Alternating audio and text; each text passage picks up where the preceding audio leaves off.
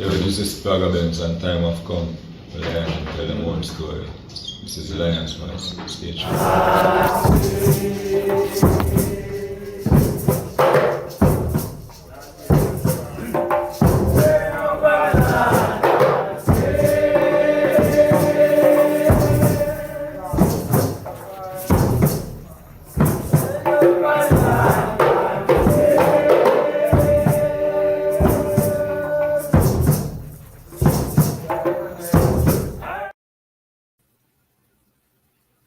I am so elated.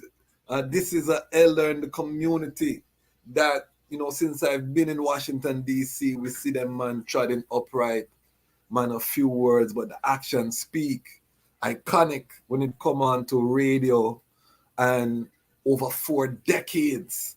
If you watch our interview with Tony Carr, another icon in the radio in the Washington, D.C., Maryland, Virginia, you would hear this man's name mentioned. His name is in the annals. And I have spoken to Sister Dira, who is another one I'm going to be bringing on. We're putting together the picture of the D.C. Ras Tafari reggae music community. They're intertwined, because these are the stories that we have to tell. I'm here trying to really make sure that we have these things on the record. So this guest, we're going to talk about Rastafari, the radio.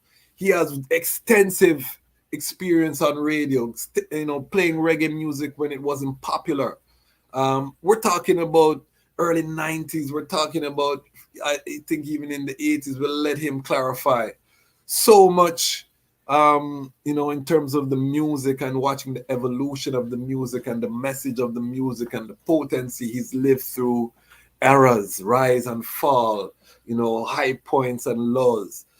Many stage shows in Baltimore, you would see him as the MC as well. So I just am so honored to welcome to the platform Papa WaBe. Welcome, family. Respect, my friend. Rastafari. Yes, I blessing love to the eye. You never told me if I had a correct lighting, so I hope.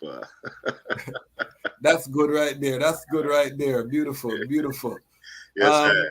Welcome to the Lion Voice Network. Welcome to Lion Talk. Lion, yes, I. Lion Paw, Welcome to Lion Talk Live.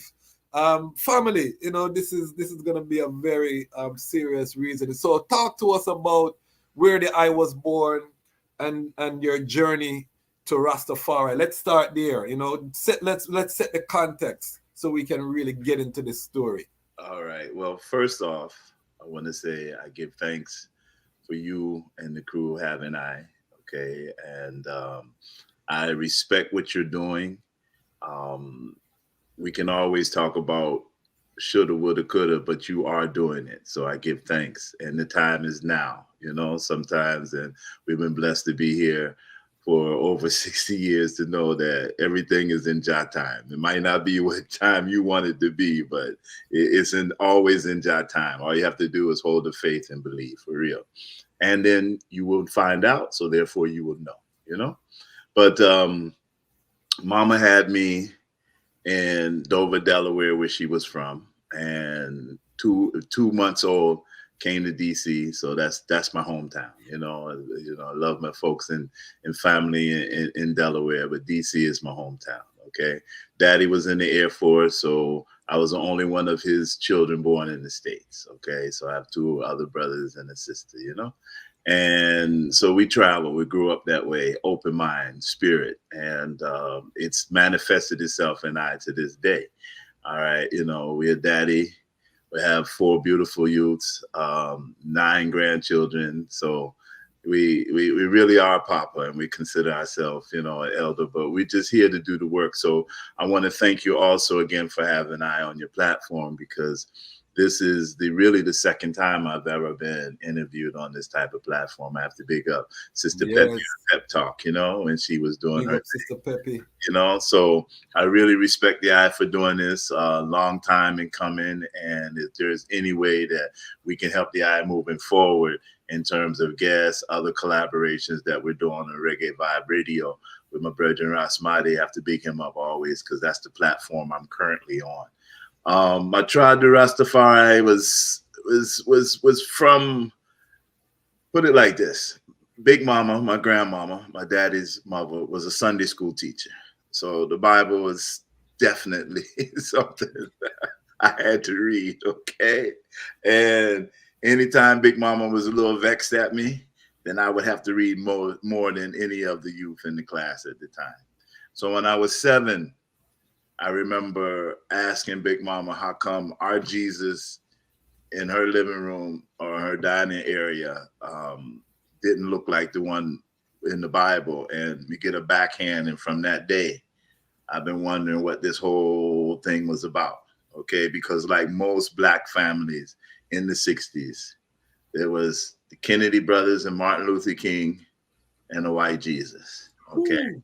So, you know, that was reality. Okay, you know, and so I've been searching on that path, you know, who's who, who's what really happened. I don't know. I wasn't back there 2,000 years ago. Okay, what's going on now? What's going on in these times?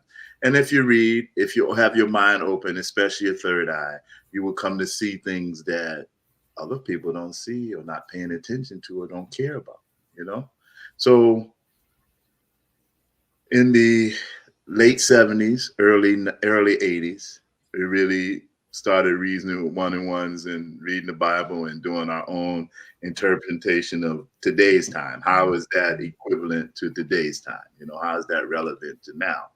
And started to cite some things, went around some of the reason, the elders like Ross Michael when he was living in the area, Pa Jack, and other certain elders and brethren and sisters, folks at the community warehouse. And it was more Pan-African vibe, more so than a Rasta vibe, okay? You know, because it really wasn't too many brethren and sisters from Jamaica, okay? You know, so it's more Pan-African vibe. And that's my mindset had always been a more Pan-African vibe, because we scattered all over the world, okay? People don't even know we in certain places that you wouldn't even know of or think of to find out that Black people was there, because we've been all over the world, you know? So that was my tribe. In terms of music, I know you didn't get to that yet. Yes, but in terms of the music, we've always been a lover of message music that spoke to you in some kind of way, you know, and all music does is just what it's saying, okay, you know, and people like the beat first before the lyrics, okay, that's in most all music, okay. So my father used to sing in an a cappella group called the Casuals. He was the bass. So in my youthful days, I just knew I was gonna be like Daddy and be a singer. And in 9th grade, me and my brother Vincent Atkinson, we tried to sing. We had a talent show. We used to call it the Gong Show. In Rasta, we get gonged off the stage, you know, after 2 notes. So I said, okay, singing wasn't going to be my thing. And years later, we always around the music. From roadie from the first reggae band that I ever worked with was Premier International. Got a big honor in the crew, you know?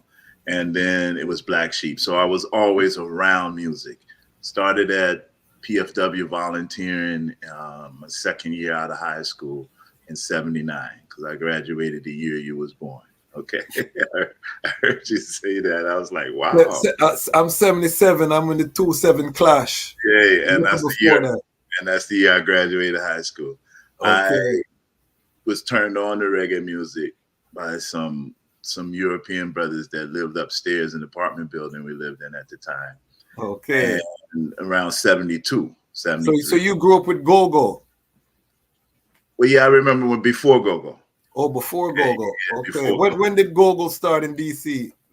To my recollection, in the it was there from Chuck Brown in the late 70s, because there used to be Dimensions Freedom Unlimited festivals down on the Monument grounds and Fort DuPont Park. So in the mid to late 70s, okay, but it wasn't really called it that. then. Okay. You know, it was just that beat, you know.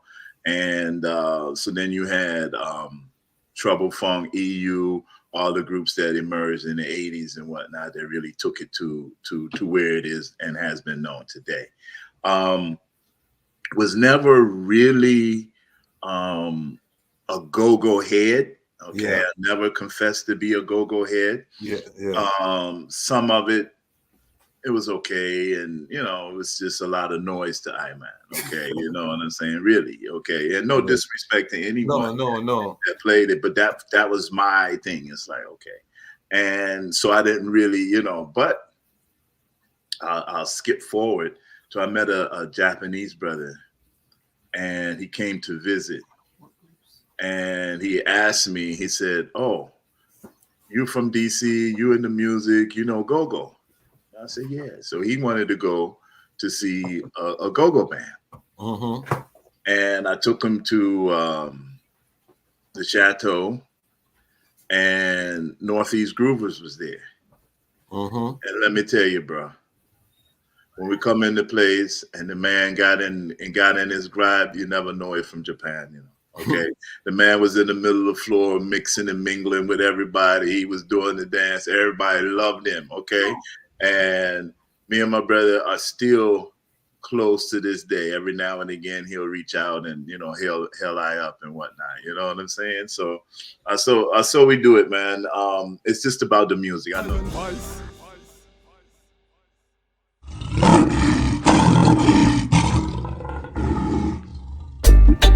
Yeah, Ras Tafari, Emperor Haile Selassie the first. Tell the people about embarrassment.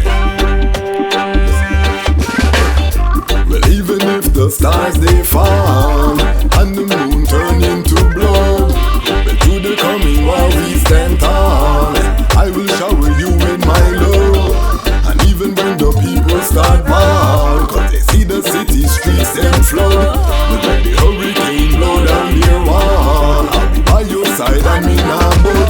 Think I found the love of a lifetime. I love you every day or the night time. Almighty, I made your light shine, and unto I, your love was a lifeline. Think I found the love of a lifetime. I love you every day or the night time. Almighty, I made your light shine, and unto I, that light was a lifeline. It seems like the world is upside down. I will never hide, I'd rather stand my ground. Lion of Judah blessed with the triple crown. Can't come fool I with no circus clown.